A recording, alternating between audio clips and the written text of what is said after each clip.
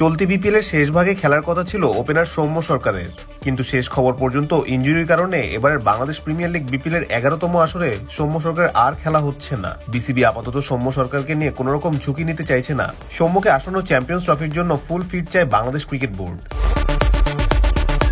West Indies সফরের দ্বিতীয় টি-20তে স্লিপে ফিল্ডিং এর সময় চোট পেয়েছিলেন সৌম্য সরকার। সেদিন স্লিপে ক্যাচ লুফে নিতে গিয়ে আঙুলের চোট পেয়ে মাঠ ছাড়তে হয়েছিল এই ক্রিকেটারের।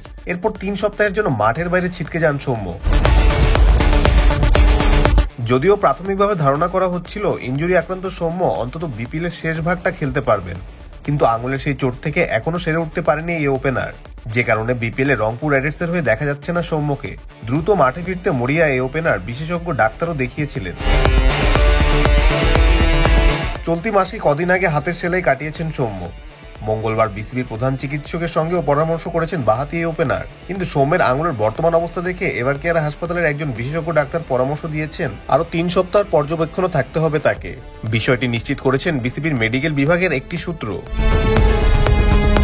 3 সপ্তাহের হিসাব করলে হয়তো বিপিএল এর একদম শেষ ভাগে 1 থেকে 2টি ম্যাচ পাওয়ার কথা সৌম্যের। তবে বাংলাদেশ ক্রিকেট বোর্ড আপাতত সৌম্যকে নিয়ে কোন রকম ঝুঁকি নিতে চাইছে না, কেননা মাস ঘুরলেই দামামা বাজবে চ্যাম্পিয়ন্স ট্রফির, যেখানে সৌম্যের ইনফর্ম সার্ভিস বাংলাদেশের বড্ড প্রয়োজন।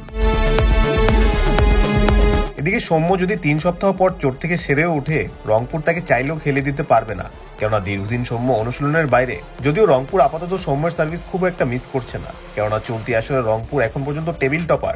5 ম্যাচে 5টিতে জিতে ফুরফুরে মেজাজ আছে এই ফ্র্যাঞ্চাইজিটি। যদিও ওপেনিং এর তরুণ আজিজুল হাকিমকে নিয়ে কিছুটা বেগ পেতে হচ্ছে রংপুরকে, তবে শুরুর ধাক্কা সামনে নিচ্ছে অ্যালেক্স হেলস সাইফরা।